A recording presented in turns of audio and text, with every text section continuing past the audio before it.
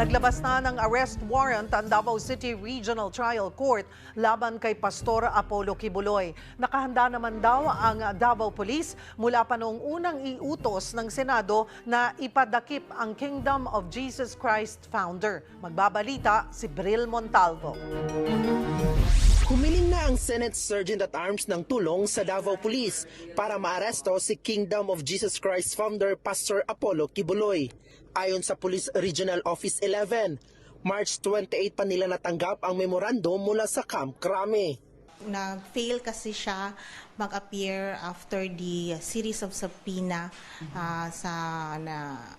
mag-attend siya sa hearing. So, kaya pinalabas yung warrant of arrest. Wala pa raw silang impormasyon kung nasaan ang pastor. Mahigpit pa rin naman ang pagbabantay sa Prayer Mountain na pag-aari nito. And we will ensure that the personnel from the office of the Senate Sergeant of Arms will be safe and secure, including Pastor Kibuloy. Kilalang malapit kina dating Pangulong Rodrigo Duterte at Vice President Sara Duterte si Kibuloy.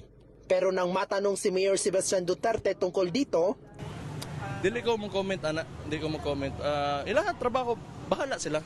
kasabay niyan, naihain na sa Davao City Prosecutor's Office ang isa pang kaso ng child abuse na inirekomenda ng Department of Justice laban kay Pastor Kibuloy.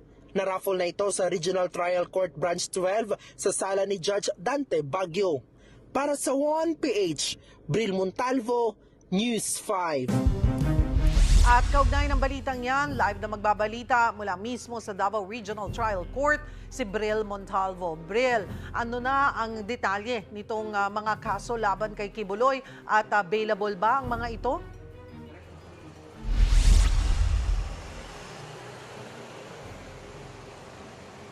Cheryl, andito nga tayo ngayon malapit sa Regional Trial Court ng Davao City dito nga sa Ecoland Street kung saan pinuntahan natin sa loob doon sa Branch 12 ang dalawang kaso ni Pastor Apollo Kibuloy. Itong child abuse at itong sexual abuse na kinaharap ngayon ni Pastor Apollo Kibuloy.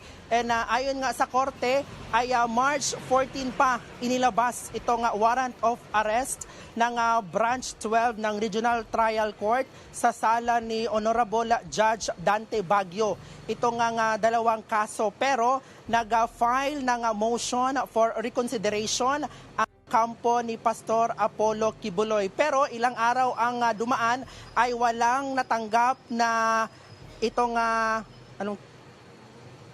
resolution on the motion for reconsideration ang korte galing sa kampo ni Pastor Apollo Kibuloy. Kaya noong April 1 ay ibinalik ang visa ng warrant of arrest laban kay Pastor Apollo Kibuloy. At itong mga kaso niya, Cheryl, ay available naman ito. Itong sexual abuse na kaso niya is may available itong 200,000 at ito namang kanyang child abuse na kaso is may piyansa itong 80,000 pesos. Cheryl? Inaasahan bang si Kibuloy mismo ang magpapakita sa korte para maghain ng piyansa o mga abogado lang? Cheryl, ayon nga sa korte, personal dapat na pumunta doon sa Regional Trial Court Branch 12 para magpiyansa itong si Pastor Apollo Kibuloy. Cheryl? And dapat yan ay within the day.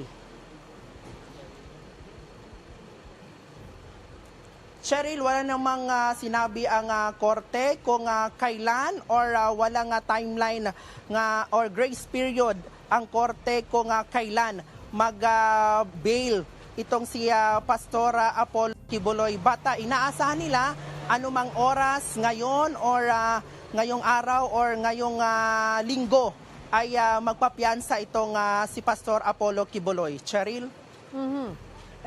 Meron ba tayong balita kung kamusta yung paghahanap ng mga otoridad kay Kibuloy?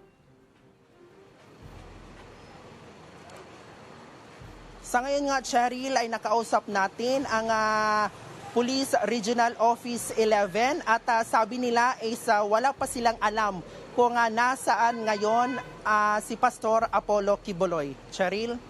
Pero may nag-create ba sila ng team para maghanap at maihain nga itong arrest warrant?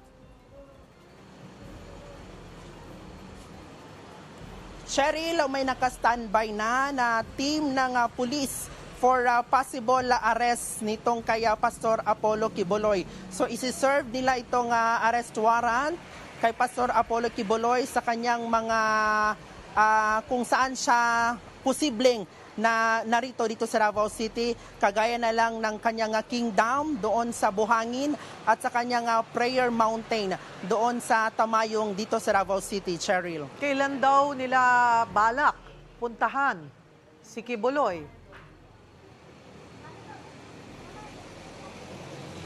Cheryl, sa ngayon ay wala pa silang timeline kung kailan ba nila pupuntahan si Pastor Quiboloy. In terms sa itong request ng Office of Senate Sergeant at Arms dito nga sa Police Regional Office 11 na posibleng pag-aresto kay Pastor Apollo Quiboloy is hinihintay pa ng PRO 11 ang mga personnel ng Senado kung kailan sila pupunta dito, at once na nandito na sila is i-assist nila ang personnel ng Senado para saan nila ibibigay itong or hahanapin si Pastor Apollo Quiboloy.